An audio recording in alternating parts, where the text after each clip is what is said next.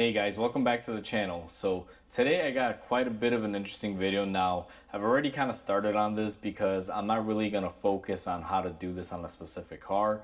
All of these style wheel bearings are basically the same. So I'm going to show you guys today how to do a press in bearing. Now the issue that we're having with our car here that we're working on, if you guys look at everything here, you'll see there's a lot of bluing on the hub surface, and this thing is very rough when you spin it.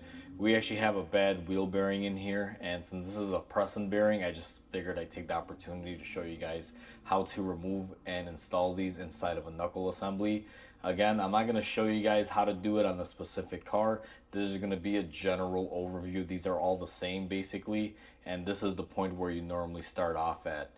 By removing the knuckle. So let me get this knuckle out of here and I'll show you guys how we do this. So we went ahead and we got our knuckle assembly off, guys, and we are at our shop press. And the first step that I like to do when you do a pressed in wheel bearing is we're going to be removing the hub flange. Now there's several ways to do this. You can use a slide hammer on here to remove it while it's still attached to the vehicle. However, I like using my shop press to pop it out. Let me go ahead and get the camera set up there and I'll show you guys how I do it. What you're going to want to do, guys, is get this set up in your press with your hub flange facing down. Now I'm going to be using some press plates or arbor plates, whatever you guys prefer to call them, just to kind of hold it in here. And this thing is kind of at a teeter-totter point. It is very wobbly. However, we don't need it to be super sturdy to remove the hub. Now what I like to do is I just keep old sockets like this that I don't use anymore, and it's about the appropriate size. What I do is I just use those to wedge it in there. So let me go ahead and get my shop press pressed all the way down here, almost to the point where it pops it out, and I'll show you guys how we go ahead and push this out. Alright guys, so I have it all set up in the jig here. I did kind of have to move it around a little bit, but I basically have my plates holding up my knuckle. I have my socket centered in the middle of the hub flange so we can press it out from the opposite side. And what I'm going to do next is just go ahead and keep pumping up my press here, and you guys will see that it's going to drop the actual hub bearing portion, at least the front face of it, going down. So let's see if we can press this hub face off, and it should come off just like that. Now you always want to steer clear of your feet, guys. My press doesn't have a holder in place here to keep anything that falls out of it, but as you guys saw, we pressed our hub portion out of it.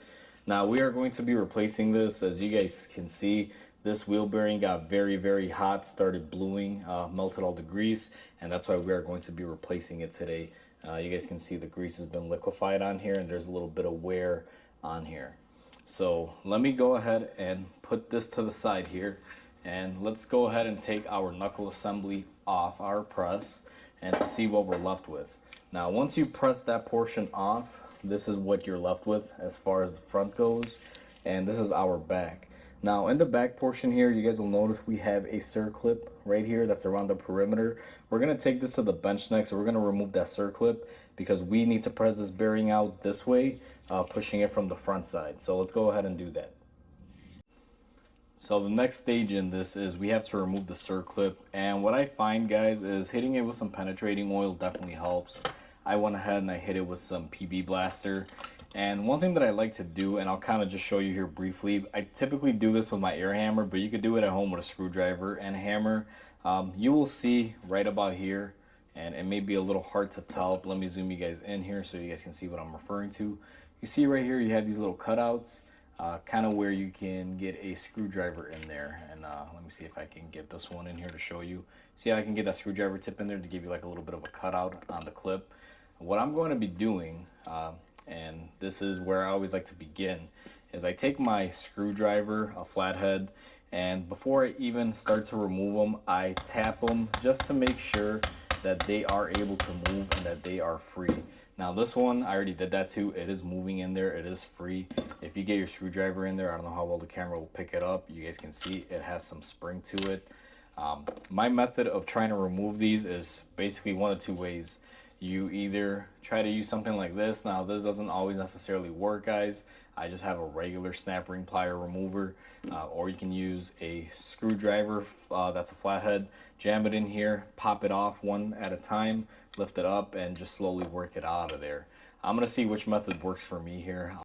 All right, guys, so I'm back. I just wanted to show you what method worked for me on this one is I basically put my screwdriver in there and I used my knuckle as a little leverage point and just popped it out all the way. And you guys can see right here, right now, that I have a part of it sticking up. Now, once you get it to this stage, they do tend to come out. All you got to do is just kind of pry at them, and you'll see here that most of this clip is already out. I'm just gonna go ahead and put my finger there so it doesn't smack me in the face. And that is your clip right there. Now you will see these are a real bear to get to because they don't give you a lot of room here to get anything in there. Usually I wish they had enough room to put a pair of pliers in there and just be able to grip it, but unfortunately they don't. You gotta have you know, screwdriver, some sort of hooking tool. I have yet to find a tool that works really good on this. If you guys out there have a tool that works and know of a tool, let me know, because I've asked my Snap-on dealers and you know, my tool guys around here, and they don't sell anything for these. They don't make any in particular tools for it. So I've always just used the screwdriver method of just, you know, jamming it in there. And that method, the way it works is you just jam it in there and just kind of get up underneath it and pry it up until we get it out, just like we did. So now that we have that off, what we're gonna do is go ahead and get set up on the bench, and we're gonna go ahead and press this bearing out. So let me take you guys back to the shop press. All right, guys, so we are at our shop press now, and we went ahead and we got our circlip out of there.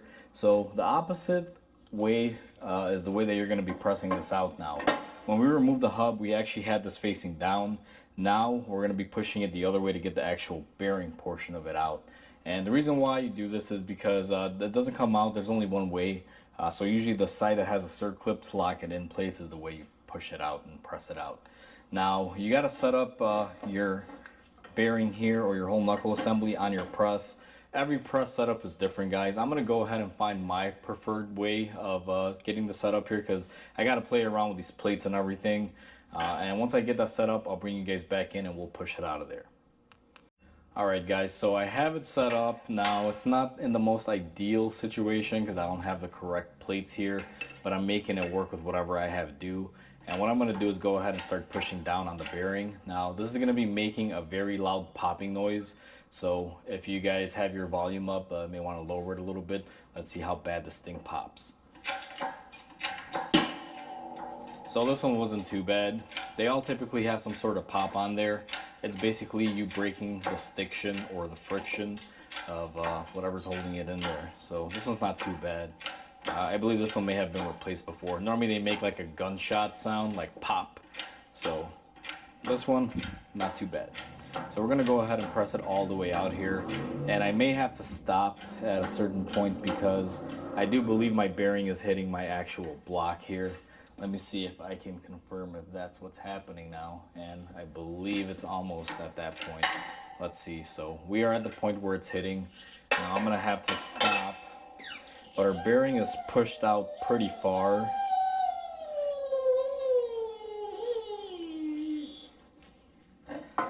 So as you guys can see, our bearing is starting to push out. We did get a lot of it out in there. Now if I had the proper bearing clearance here, or the bearing cup, I should be able to get it off. I do have this that may fit in it. Let me see. I'm gonna see if I can just kind of reposition everything here, get it up underneath there, seeing if this will do the trick, because I need to push it out the rest of the way.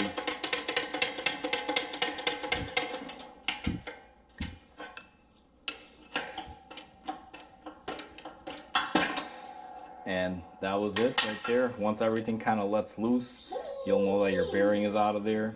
When you do stuff like this, you're gonna need a lot of different attachments. Like you guys can see, I have this cup that collects the bearing. However, I don't put this on there when I'm breaking it free. I only insert the cup after the bearing's already been moved because this is very thin. It can easily break. It's not meant to withstand a lot of pressure. It's just there to catch it when it falls. So now that we have everything ready to go, you will see we had no bearing in there. I'm going to take you guys back to my bench here and show you a couple things that we do to this before we install our new bearing. Now that we got our knuckle and our bearing separated, you guys will see there's nothing in here. What I like to do is get a rag and just clean up my surfaces, guys. You want to make sure there's no dirt or debris in there. I spray a little bit of brake cleaner. You just want to remove any sort of particles. Now, typically they come out pretty good because anything that could be left in there is pulled off by the bearing. But I just like to be extra sure. Now, one thing that I do like to do is also spray a little bit of penetrating oil in there. Now, the reason why I do this is your bearing is going to need some surface to slide on. So what I do is just, give it a little bit of a wetness there with a little bit of lube so it can just slide on easier. Now, let's go back to the bench and press in our new bearing, and I'll show you guys the new bearing and what to look out for. Alright guys, so we got our new wheel bearing. Now there's going to be some style bearings that are going to look similar, but they are one-sided. In this case scenario, this doesn't matter. This is the same on both sides. If you have a bearing that has a little speed sensor magnetic strip on there, you're going to want to face that a certain way. So be very mindful before you install your bearing. Make sure you know what setup you have on your car. Sometimes you'll see a little black portion here. It'll be a magnetic strip. If you have that, that's supposed to face a certain way. Normally it's towards the inside or towards wherever the actual ABS speed sensor is. In this scenario, as you guys can see, this side is regular and this side is also regular. They're identical, no big difference. So this bearing can be installed either way, makes no difference. But just something to watch out for, thought I'd mention it. So let's go ahead and press in this bearing. Alright guys, so we are on our bench and what we're going to do is take our knuckle. Now remember, the side that our bearing got pressed out of, we're going to be installing it in the opposite way and pressing in the opposite. In our scenario, we were pressing out here to get it out. Now we're going to be pressing inward to push it in. I always find that putting the bearing in is easier than pressing it out. And the main reason why I say that is because it's a lot easier. I use my old bearing as a guide to get it in there. Now, what I still like to do is I'm going to spray some PB Blaster in my knuckle assembly. And I'm going to take my new bearing, guys, and I'm going to just put it in the hole. Now I'm going to try to get this as flush as I can. I don't just want to shove it in there at any odd angle. What I like to do is I have an old socket here. I just kind of tap and see if it falls into the groove here, and I look to make sure that it's level. Now this bearing is as good as it's going to get. For reinstallation, what I'm going to do is I'm actually going to be using our old bearing. Now, one key secret when you install a bearing, guys, you never want to press in the center. You only want to be able to press on this outer portion. I always find it's easier if you don't have a set of the actual special drivers for this. If you use your old bearing, if you remove the inner race, you can actually use this side and then just leave your race on the other side on, and it can act as a press for you. And that's the way I've been doing it for years. I have quite a collection of wheel bearing sizes of older bearings that I've removed off vehicles. I just find it just much easier to reinstall them. So what I'm going to do is go ahead and get this to go in here if I can make it work. There we go. And I'm going to center our bearings together. Centering it is very important, guys. You do not want to go off center here at all. You want to make sure you're as square as possible. And before I go ahead and press it in, I'm going to go ahead and spray some lube on the side here. Again, you want to be very generous because you want the thing to slide in fairly easy. You do not want it to go inside cocked or have any issues. So we're going to go ahead and press it in. Now start it off slowly because you'll see it will have a tendency to want to go one way or another. I got to reposition mine here because she is actually sliding. So let me see if I can get this repositioned perfectly here. Alright guys, so I was having a little bit of issue. I had this block underneath holding it up, but I was having issues with it being centered in there. I decided to switch out my blocks down here. I got my two skinny blocks, and I'm going to reposition my wheel bearing in here that I'm using to press it out. And I'm going to be using my press plate here, a little flat piece of steel. The reason why I was having issues is this actually can kind of fit inside the center of the bearing here that we're using to press it in. And it was kind of side cocking the bearing, causing it not to go in straight. So I went ahead and I corrected that issue by pressing a little bit on the other side. And now I'm going to be using this to press it in evenly. And it should go in fairly simple. So let's go ahead and get a little pressure on it, and we should see it move in there fairly easy now.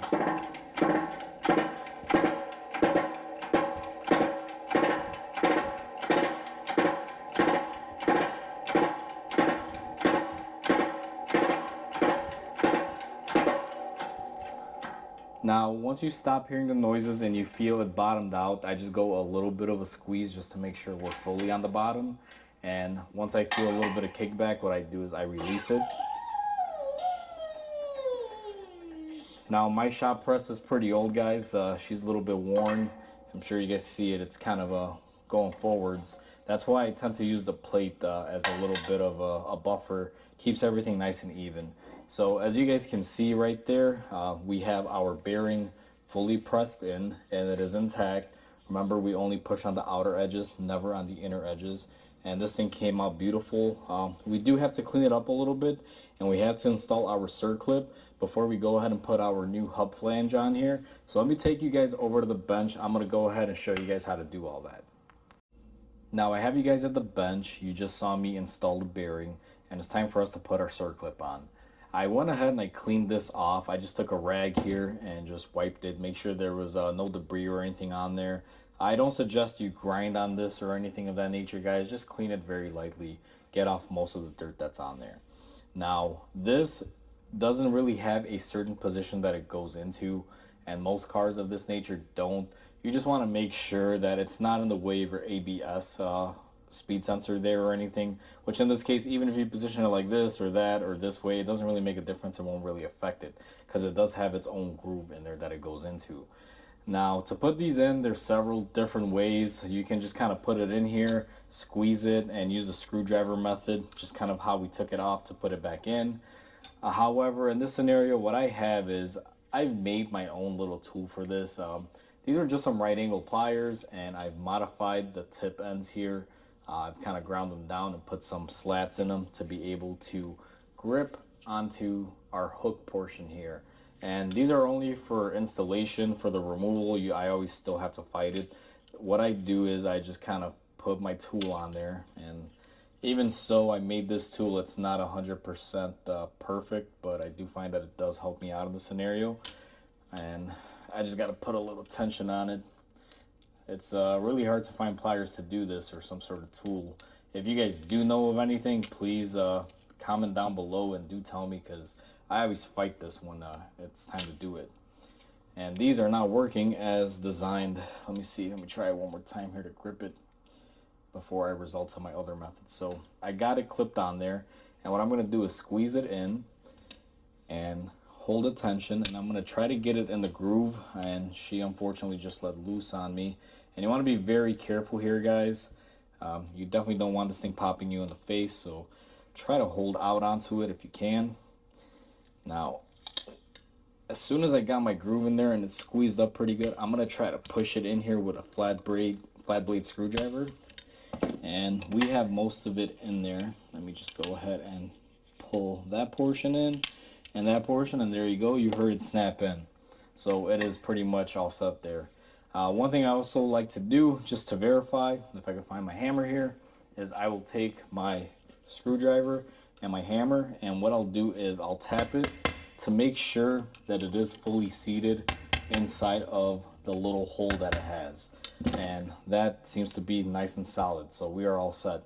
Now it's time to go back to the bench, and let's go ahead and press our hub flange on. Alright guys, so we are at our press now. I do have a new wheel flange or hub, whatever you call this. And if you guys will notice, there is no race stuck on this. This is a brand new part. This is ready to be pressed on. However, if you do plan on reusing your old hub, you'll see this one's very discolored, so we're not going to be reusing it. I don't trust it.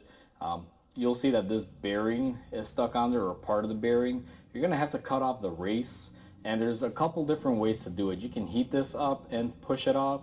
You can find some way to press it off, or you can cut it and basically crack it loose. I do have a separate video showing on how to remove these. If you guys want to check that out, go ahead. But in this video, we're not going to be covering it.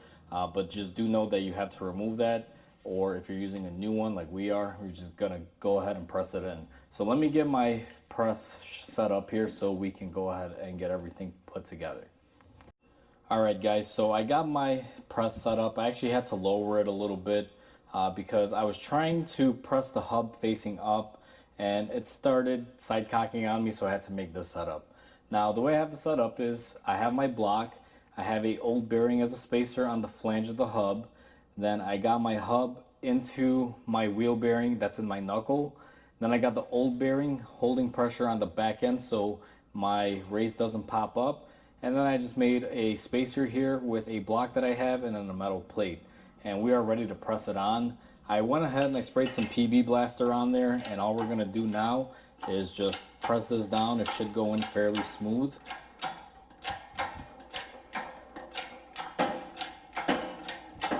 As you guys will see, it'll fight you a little bit when everything is new, but it goes in.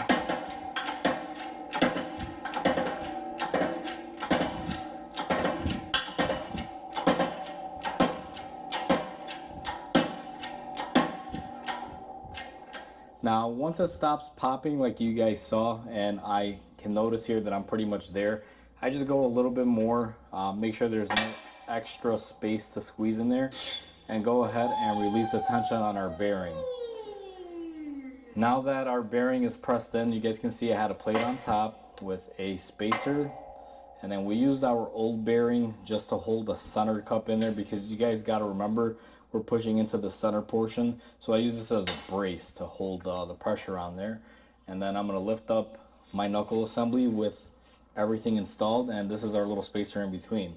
So now that everything is installed, this should spin nice and freely, and look at that guys, nice and beautiful. Now that we have everything pressed together, I kind of showed you when we were at the press that this moves nice and freely, but I just want to reiterate here on the bench with better lighting and everything guys. Look at how easy it is to spin this. It's nice and smooth. That's what you're going to be looking for. If you feel any sort of grittiness or anything of that nature in this, it means that you may have screwed up something during the press stage. Maybe you side cock something or something's not right, but you should be nice and smooth and no noise. So let me just be quiet here for a second. You guys will see as I spin it, this thing is nice and quiet. And that's what you're looking for guys. So now at this stage we are basically done. This thing is ready to go and install on the car. I just want to say hopefully this video helps you guys out if you guys are doing something similar to this, and if it does, please comment, like, and subscribe, because it definitely helps my channel grow. And with that said, hope you guys have a wonderful day, and I'll catch you guys on the next repair.